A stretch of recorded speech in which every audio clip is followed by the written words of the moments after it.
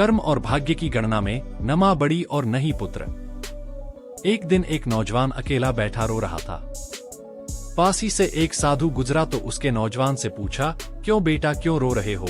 नौजवान बोला, हे साधु महाराज, मेरा संसार में कोई नहीं है। साधु नौजवान के पास बैठ गया और पूछा, बहुत दुख हुआ। क्या हुआ तुम्हारे माँ पिताजी को? नौजवान बोला, कुछ नहीं, माँ तो बिल्कुल ठीक है। साधु ने फिर पूछा, तुम्हारे भाई और बहन? नौजवान ने फिर कहा, वो भी ठीक है। साधु समझ नहीं पाया और नौजवान से पूरी बात बताने के लिए कहा। नौजवान बोला, मुझे इतने वर्ष लग गए यह जानने के लिए कि मेरा कोई नहीं है और किसी को भी मुझसे लगाव नहीं है, न माँ पिताजी को न भाई बहन को। मैंने सबके लिए इतना कुछ किया परंतु सब न जाने क्यों मुझसे इतनी नफरत करते रहे। मैंने तो किसी का कुछ नुकसान भी नहीं किया, बुरा नहीं किया, कभी किसी से धन की लालसा नहीं रखी। साधु परेशान हो गया कि आखिर बात क्या है। उसके नौजवान से अपनी कहानी सुनाने के लिए कहा। नौजवान ने सुनाई अपनी कहानी। जब मैं छोटा था तो एक बार मैं बहुत बीमार हुआ। मुझे बताया गया कि मुझे एक डॉक्टर ने बचाया। पढ़ाई के लिए मेरे स्कूल इतने बदले कि मुझे खुद पता नहीं कि मैं किस स्कूल से पढ़ा हूँ। थोड़ा और बड़ा हुआ तो मेरे माँ पिता ने मुझे अकेले रेलगाड़ी में बिठाकर चाचा के घर भेज दिया पढ़ाई के लिए। मैं साथ में बैठे एक यात्री की उंगली पकड़कर घंटों बैठा रहा। केवल 8 से 9 वर्ष का था मैं। 6 वर्ष बाद मैं वापस आया तो फिर पढ़ाई के लिए दूसरे शहर भेज दिया। फिर नौकरी लग गई। फिर नौकरी के लिए शहर से बाहर चला गया। वर्षों अकेला रहा और जब भी माँ पिताजी या भाई बहनों के पास मिलने आता कोई सीधे मुंह बात नहीं करता और सभी अनादर करते। फिर शादी हो गई तो माता पिता ने घर से निकाल दिया। फिर भी मैं साथ निभाता रहा। मैंने और मेरी पत्नी ने मिलकर परिवार को जोड़ने की बहुत कोशिश की परंतु कोई भी हमसे रिश्ता रखना नहीं चाहता था। साधु की आंखें नम हो गई और साथ ही नौजवान की आंख भर गई। नौजवान ने आगे बताना शुरू किया। फिर मेरी नौकरी बाहर दूसरे राज्य में लग गई और हमें वहां जाकर रहना पड़ा। परंतु जब भी मैं वापस मिलने आता तो हमेशा रोकर ही वापस जाता। किसी का व्यवहार नहीं बदला था। फिर पिता बीमार रहने लगे। उनकी देखभाल के लिए जब भी मैं आता 4 बातें सुनकर ही जाता। फिर एक दिन उनकी तबीयत और बिगड़ गई और उनका निधन हो गया। साधु ने नौजवान के सर पर हाथ रखकर उसको शांत करने की कोशिश की परंतु नौजवान अपनी बात सुनाना चाहता था। नौजवान ने फिर बताना शुरू किया, मेरे पिता की मृत्यु पर कोई नहीं आया और केवल मैंने और मेरी मां ने पिता की मृत्यु की बात के सारे कार्य पूरे किए। हैरान था कि जिन बच्चों को हमेशा मेरे माँ पिताजी ने सबसे ज्यादा प्यार किया, आर्थिक सहायता दी, वो मेरे पिता के गुजर जाने के बाद इतने दूर कैसे हो गए और सबने कहना शुरू कर दिया कि अब मुझे ही अपनी माँ का ख्याल रखना है और अपने पास रखना है और अब उनको माँ से कोई मतलब नहीं। साधु भी परेशान हो गया और नौजवान से आगे बताने के लिए कहा। नौजवान ने फिर बताना शुरू किया, मैं अपनी माँ को अपने साथ दूसरे शहर ले गया परंतु हैरान था कि वहां भी मेरे ही घर में रहकर वो सारा दिन मेरी और मेरे परिवार की बुराई मेरे बहन भाइयों से करती रहती। मैंने उनका बहुत ख्याल रखा। पहले वो खाना कहती फिर हम खाते, परंतु महसूस हुआ कि उनका मुझसे या मरे परिवार से कोई भी लगाव नहीं था। कुछ दिन रहकर उन्होंने वापस अपने शहर जाने की जिद की और मैं उनको वापस ले आया। फिर वही शुरू हो गया। मेरे लिए मेरी माँ और भाई बहनों के दिल में केवल नफरत ही थी। जो भाई बहन अपने खुद के पिता के देहांत के बाद मिलने भी नहीं आए, वही मेरी माँ को सगे लगते थे। मैंने अपनी माँ को बहुत समझने की कोशिश की परंतु वो नहीं मानी। आखिरकार वो मेरे छोटे भाई के घर रहने चली गईं और वहीं रहने लगी। फिर क्या हुआ? साधु ने पूछा। फिर एक दिन अचानक उन्होंने वापस आकर फिर मेरे साथ रहने का फैसला किया, परंतु अब मैं तैयार नहीं था। मेरा परिवार इन सब घटनाओं से बहुत परेशान हो चुका था और अब आगे सहन करने को तैयार नहीं था। जिस माँ पिता ने, भाई बहनों ने इतने वर्ष तक मेरा सिर्फ शोषण किया हो, आज मेरी मदद मांग रहे थे क्योंकि माँ को कोई भी रखना नहीं चाहता था। फिर भी मैं कुछ नहीं बोला और माँ मेरे साथ रहने लगी। परंतु फिर उन्होंने वही मेरे और मेरे परिवार के बारे में मेरे इन्हीं भाई बहनों को उल्टा सीधा बताना शुरू कर दिया। रोज घर में झगड़े होने लगे और हार कर मैंने अपनी माँ को वापस उन्हीं के घर छोड़ने का निर्णय लिया, नौजवान ने बताया। साधु ने सारी बात सुनी और पूछा, फिर तुम रो क्यों रहे हो? नौजवान ने कहा, हे साधु महाराज, मुझे यह समझ नहीं आ रहा कि शिकायत तो मुझे थी, शोषण तो मेरा हुआ, बुरा भला तो मैंने सुना। न मैंने अपने पिता की वसीयत में से कोई धन मांगा, ना मेरे या मेरे परिवार के दिल में कोई लोभ। फिर मैं कैसे सबसे बुरा बन गया? आज मेरे पास न मां है न कोई सगा भाई बहन, और लोग कहते हैं मैंने अपनी मां को छोड़ दिया। किसको छोड़ दिया? जो खुद मेरी कभी थी ही नहीं। छोड़ा तो उन्होंने मुझको दिया। साधु मुस्कुराए और बोले, नौजवान, लोग कहते हैं मां से बढ़कर कुछ नहीं, परंतु मां से बढ़कर है, और वो है कर्म। तूने बहुत कोशिश की, परंतु तेरी कोशिश को और तेरे सम्मान को कोई समझ नहीं पाया। तुझे हमेशा दोषी ठहराया। यह कसूर और बदकिस्मती तेरी नहीं, उनकी है। पछतावा तुझे नहीं, उनको होना चाहिए, जिन्होंने अपने सबसे बड़े पुत्र और एक भाई को समझने में इतनी विशाल भूल कर दी। कर्म के हिसाब से सब बराबर हैं, न मां बड़ी और न ही पुत्र, नहीं पिता बड़ा और नहीं भाई बहन। कर्म सिर्फ कर्म देखता है। आज तेरा यूं अकेले बैठकर यह सोचना ही बताता है कि तेरी तरफ से तूने बहुत कोशिश की, परंतु जब उनके भाग्य में ही तुझसे सुख प्राप्त करना नहीं था तो कहां से मिलता?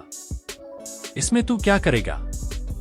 इसलिए पछताना छोड़ और अपने परिवार और अपने भविष्य को संवार। यह कहकर साधु वहां से चल दिए और साथ ही नौजवान। लगाव, सम्मान और भावनाएं एक तरफा नहीं होती। बिना लालच या लोभ से की गई सेवा धर्म के समान होती है, और सही गलत का फैसला कर्म के आधार पर होता है। मां तो मां होती है, परंतु पुत्र भी पुत्र ही होता है, और कर्म और भाग्य की माने तो दोनों ही बराबर हैं। यह विश्व कर्म प्रधान है। मनुष्य जैसा बोता है वैसा ही काटता है, यानी जैसे कर्म वह करता है उसे उनका वैसा ही फल मिल जाता है। यहां कोई भी हेराफेरी नहीं होती। यह सीधा सा गणित है। अच्छे कर्म करने पर सुख समृद्धि मिलती है। इसके विपरीत बुरे कर्म करने पर दुख और परेशानियां ही मिलती हैं। एक समय की बात है, एक गांव में एक बड़ा दुखी आदमी रहता था। उसके पास धन की कमी थी और उसका परिवार गरीबी की चपेट में आया हुआ था। वह अपने अच्छे दिनों की यादों में खोया रहता था और अपने भाग्य को दोषी मानता था। एक दिन वह एक बूढ़े ब्राह्मण के पास गया और अपनी समस्याओं का विवरण किया। ब्राह्मण ने उसे बताया कि उसे भाग्य को दोषी ठहराने की बजाय कर्म पर ध्यान केंद्रित करना चाहिए। वह बताया कि कर्मों का प्रभाव भाग्य के प्रति अधिक होता है और अपने कर्मों के माध्यम से मनुष्य अपना भाग्य बदल सकता है। ब्राह्मण ने उसे अपने साथ अपने देश में यात्रा करने का आह्वान किया। यात्रा के दौरान ब्राह्मण ने उसे ज्ञानवान संत मिले। संत ने उसे अपने पास बुलाया और उसे अपनी कठिनाइयों का समाधान बताया। संत ने कहा, भाई, तुम खुदा की कृपा से जीवन में सुखी हो सकते हो। खुदा तुम्हारे कर्मों के आधार पर तुम्हें फल देता है। अगर तुम अच्छे कर्म करोगे तो खुदा तुम्हें सुख देगा। उसके मन में एक नई आशा जागी। उसने ध्यान दिया और एक नेत्रों में चमक दिखाई दी। वह ब्राह्मण और संत के पास जाकर धन्यवाद किया और अपना आभार व्यक्त किया। उसने अपने कर्मों की प्रशंसा की और उन्हें अपने दुखों से निजात पाने के लिए धन्यवाद दिया। धीरे धीरे उसका जीवन बदलने लगा। वह सत्य और न्याय के मार्ग पर चलने लगा और अपने कर्मों में लग गया। उसने अपने परिवार को संभालना शुरू किया और धन की कमी को दूर करने के लिए मेहनत की। दिन रात मेहनत करने के बाद उसके परिवार की स्थिति सुधारने लगी। धीरे धीरे धन का आगमन होने लगा और उसके जीवन में खुशियां आने लगी। वह अपने भाग्य को स्वयं ही बदलने की शक्ति पा चुका था। एक दिन वह फिर संत के पास गया और उसे देखकर धन्यवाद दिया। वह बताने लगा कि उसने कर्म के माध्यम से अपना भाग्य बदल दिया है। संत ने उसे आशीर्वाद दिया और कहा, बेटा, यह तुम्हारे अच्छे कर्मों का फल है। तुमने सच में अपने भाग्य को बदल दिया है। इस कहानी में भाग्य और कर्म दोनों में तालमेल होना चाहिए। हालांकि भाग्य एक महत्वपूर्ण अंश है, लेकिन हमें अपने कर्मों पर भी ध्यान देना चाहिए। अगर हम सच्ची मेहनत करें, ईमानदारी से काम करें और सबका भला करने का प्रयास करें तो हम खुदा की कृपा प्राप्त कर सकते हैं और अपने भाग्य को भी बदल सकते हैं। भाग्य और कर्म एक दूसरे से अटूट रूप से जुड़े हुए हैं। हमें मेहनत करनी चाहिए, निरंतरता बनाए रखनी चाहिए और संघर्ष में निरंतरता से अग्रसर रहना चाहिए। हमें अपने कर्मों पर विश्वास रखना चाहिए और समय के साथ सही अवसर। एक जंगल के दोनों ओर अलग अलग राजाओं का राज्य था और उसी जंगल में एक महात्मा रहते थे जिन्हें दोनों राजा अपना गुरु मानते थे। उसी जंगल के बीचों बीच एक नदी बहती थी। अक्सर उसी नदी को लेकर दोनों राज्यों के बीच झगड़े फसाद होते रहते थे। एक बार तो बात बिगड़ते बिगड़ते युद्ध तक आ पहुंची। कोई भी राजा सुलह को तैयार नहीं था, सो युद्ध तो निश्चय ही था। दोनों राजाओं ने युद्ध से पहले महात्मा का आशीर्वाद लेने की सोची और पहुंच गए जंगल की उस कुटिया में जहां महात्मा रहते थे। पहले एक राजा आया और उसने महात्मा से युद्ध में विजय का आशीर्वाद मांगा। महात्मा ने कुछ देर उस राजा को निहारा और कहा कि राजन, तुम्हारे भाग्य में जीत नहीं दिखती, आगे ईश्वर की मर्जी। यह सुनकर पहला राजा थोड़ा विचलित तो हुआ, फिर उसने सोचा कि यदि हारना ही है तो पूरी ताकत से लड़ेंगे, परंतु यूं ही हार नहीं मानेंगे, और अगर हार भी गए तो हार को भी औरों के लिए उदाहरण बना देंगे, परंतु आसानी से हार नहीं मानेंगे। यह निश्चय कर वह वहां से चला गया। दूसरा राजा भी जीत का आशीर्वाद लेने महात्मा के पास आया, उनके पैर छुए और विजयश्री का आशीर्वाद मांगा। महात्मा ने उसे भी कुछ देर निहारा और कहा कि बेटा, भाग्य तो तुम्हारे साथ ही है। यह सुनकर राजा तो खुशी से भर गया और वापस जाकर निश्चिंत हो गया, जैसे कि उसने युद्ध तो जीत ही लिया हो। अंततः युद्ध का दिन आया। दोनों सेना एक दूसरे के आमने सामने थे और युद्ध का बिगुल बज गया। युद्ध प्रारंभ हो चुका था। एक तरफ की सेना यह सोचकर लड़ रही थी कि चाहे किस्मत में हार हो पर हम हार नहीं मानेंगे, हम अपना सर्वश्रेष्ठ कोशिश करेंगे, अपना सर्वस्व झोंक देंगे। और वहीं दूसरी तरफ की सेना एक निश्चिंत मानसिकता के साथ लड़ रही थी कि जितना तो हमें ही है, तो घबराना कैसा। लड़ते लड़ते दूसरी सेना के राजा के घोड़े के पैर का नाल भी निकल गया और घोड़ा लड़खड़ाने लगा, पर राजा ने ध्यान ही नहीं दिया, क्योंकि उसके दिमाग में एक ही बात चल रहा था कि जब जीत मेरे भाग्य में है ही फिर किस बात की चिंता। कुछ ही क्षण बाद दूसरे राजा का घोड़ा लड़खड़ा कर गिर गया, जिससे राजा भी जमीन पे गिर पड़ा और घायल हो गया और वह दुश्मनों के बीच घिर गया। पहले राजा के सैनिकों ने उसे बंधक बना लिए एवं उसे अपने राजा को सौंप दिया। युद्ध का निर्णय हो चुका था। युद्ध का परिणाम बिल्कुल महात्मा के भविष्यवाणी के उलट था। निर्णय के बाद महात्मा भी वहां पहुंच गए। अब दोनों राजाओं को बड़ी जिज्ञासा थी कि आखिर भाग्य का लिखा बदल कैसे गया। दोनों ने महात्मा से प्रश्न किया कि गुरुवर, आखिर ये कैसे संभव हुआ। महात्मा ने मुस्कुराते हुए उत्तर दिया, राजन, भाग्य नहीं बदला, वो बिल्कुल अपने जगह सही है, पर तुम लोग बदल गए हो। उन्होंने विजेता राजा की ओर इशारा करते हुए कहा कि अब आपको ही देखो राजन, आपने संभावित हार के बारे में सुनकर दिन रात एक कर दिया।